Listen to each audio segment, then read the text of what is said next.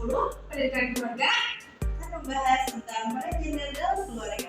Sebelumnya, perkenalkan nama saya Vika Ardiani. Nama saya Naila Binta Aziza. Nama saya Alena Ibu Bunda. Di sini kita akan membahas gender dalam keluarga. Yuk! Materi yang akan disampaikan yaitu tentang peran gender dalam keluarga yang terdiri dari interaksi dan pengasuhan anak responsif gender, interaksi dan komunikasi dalam keluarga, gaya pengasuhan anak, tanggung jawab orang tua dalam pengasuhan anak, dan praktek pengasuhan responsif gender.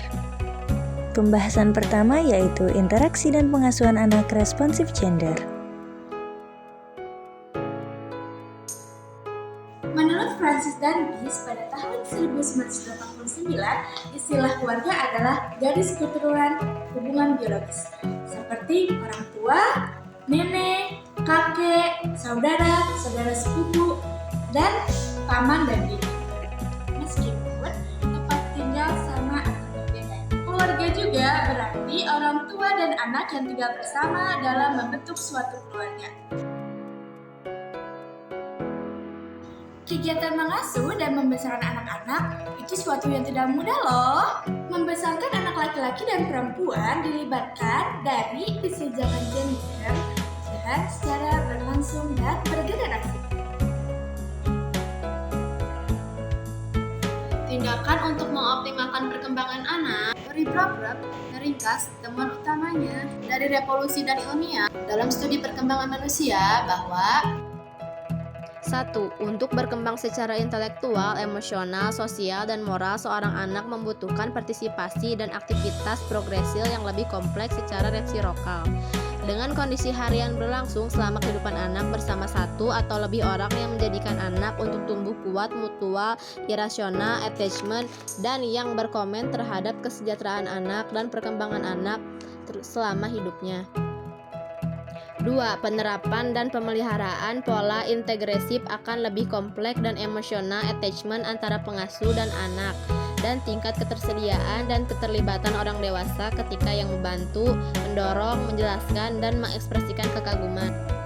Selanjutnya akan membahas tentang interaksi dan komunikasi dalam keluarga. Nah, ngomong-ngomong bahas interaksi dan komunikasi, apa sih interaksi? Apa sih komunikasi?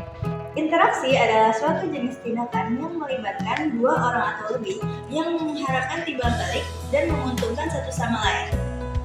Selanjutnya, komunikasi. Komunikasi diartikan oleh Jenkins sebagai properti dari transmisi pesan yang disebutkan oleh Dance merupakan proses pendapat respon melalui simbol-simbol verbal. Jadi, komunikasi juga merupakan pembelajaran dasar dari suatu interaksi, dan interaksi itu adalah dasar dari sosialisasi, atau dengan kata lain, apa yang Anda tahu tergantung dari siapa yang Anda tahu. Komunikasi dalam keluarga sangatlah penting, sehingga banyak persoalan dalam masyarakat selalu dihubungkan dengan komunikasi dalam keluarga.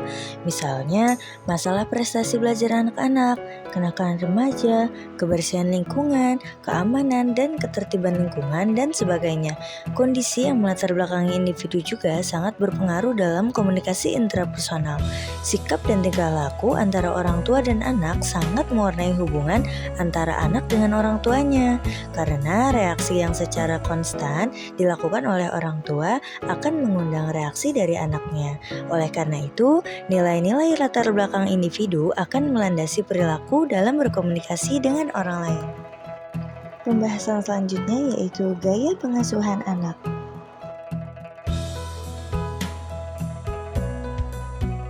Pengasuhan adalah perlakuan yang dilakukan oleh orang dewasa, orang tua kepada anaknya yang akan berpengaruh pada perilaku anak.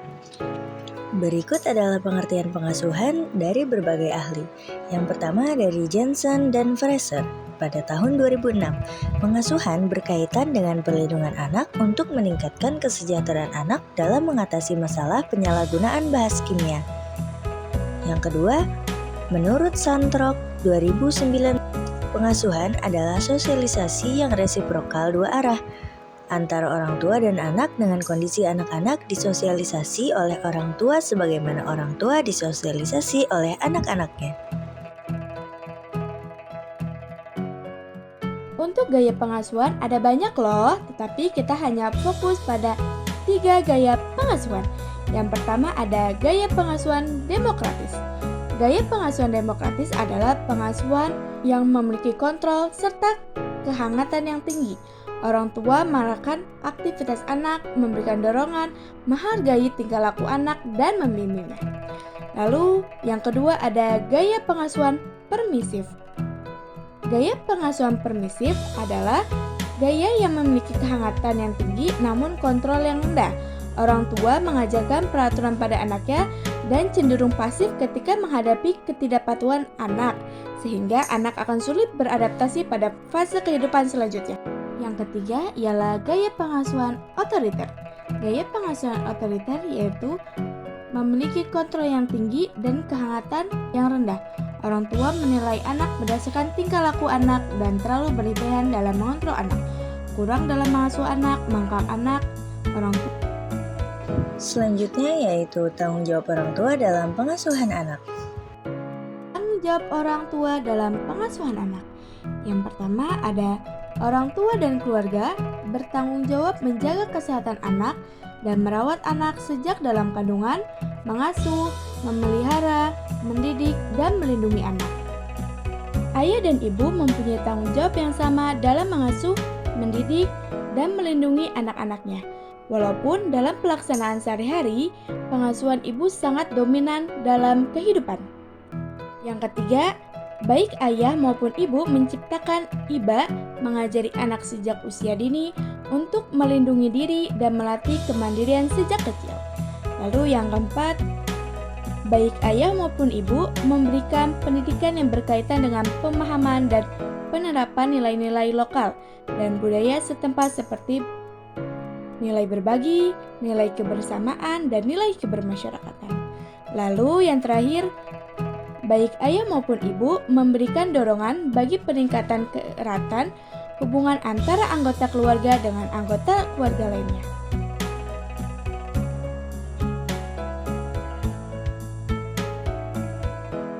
Dan sekarang kita tahap pengasuhan anak perempuan dan anak laki-laki.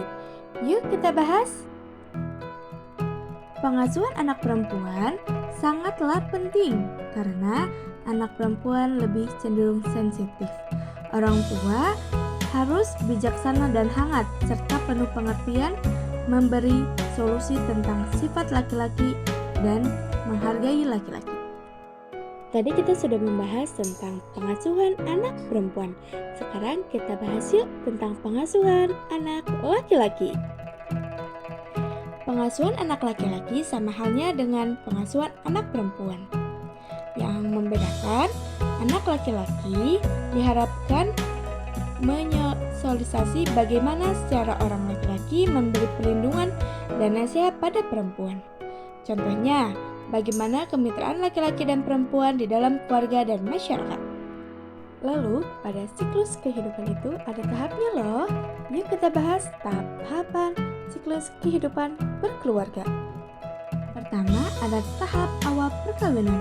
Anak yang sudah dewasa dan mandiri mulai menikah, mulai merintis keluarga, dan pindah dari rumah orang tuanya. Lalu yang kedua ada tahap punya anak. Prioritas kebutuhan anak, kasih sayang, waktu, dan prioritas memberi peralatan kesehatan, dapur, mainan, keamanan, dan perlindungan anak. Pembagian peran pengasuhan anak butuh bonding dan attachment fisik serta ikatan emosi yang tinggi antara orang tua dan anak. Yang ketiga ada tahap anak umur prasekolah.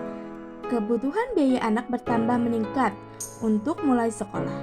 Lalu ada yang keempat, tahap anak umur sekolah dasar. Kebutuhan biaya anak semakin meningkat di SD. Anak sudah mulai tes fisik, akademik, maupun seni dan musik dan anak. Lalu ada tahap anak umur remaja. Kebutuhan biaya anak semakin meningkat di SMP dan SMA. Anak sudah remaja membutuhkan pengawasan dan perlindungan pergaulan sosial. Anak SMA mulai memikirkan apakah setelah lulus akan bekerja atau melanjutkan ke perguruan tinggi. Lalu ada tahap orang tua umur menengah. Peran penghasilan anak sudah selesai. Anak sudah mandiri atau menikah atau bekerja dan tidak tinggal serumah lagi. Lalu ada tahap anak lepas dari orang tua. tahap anak lepas dari orang tua sama seperti halnya tahap orang tua umur menengah. Lalu yang terakhir ada tahap orang tua umur lanjut usia. Tahap usia lanjut, salah satu pasangan mulai meninggal. Sebagian orang tua tinggal sendiri atau tinggal dengan anaknya. Kesehatan semakin menurun, kondisi sosial ekonomi semakin menurun. Nah, tadi kita sudah menyimak tentang materi peran gender dalam keluarga. Bagaimana? Seru atau tidak? Teman-teman memahami atau tidak ya? Semoga memahami ya teman-teman. Dan kita akan bertemu dan bermanfaat untuk teman-teman semua. Mungkin cukup sekian dari kami. Billahi taufiq wal hidayah. Wassalamualaikum warahmatullahi wabarakatuh. See you and jangan lupa like, subscribe, dan tombol lonceng dihidupkan. See you teman-teman.